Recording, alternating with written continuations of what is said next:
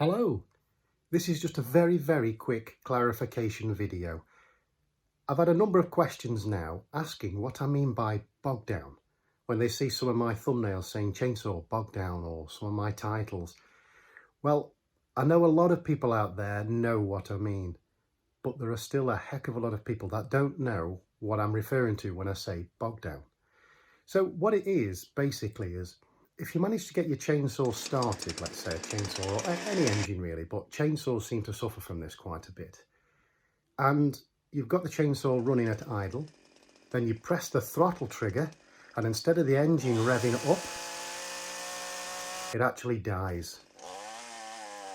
So that's all I mean by bog. So when it dies, it bogs and it doesn't rev up like it should do.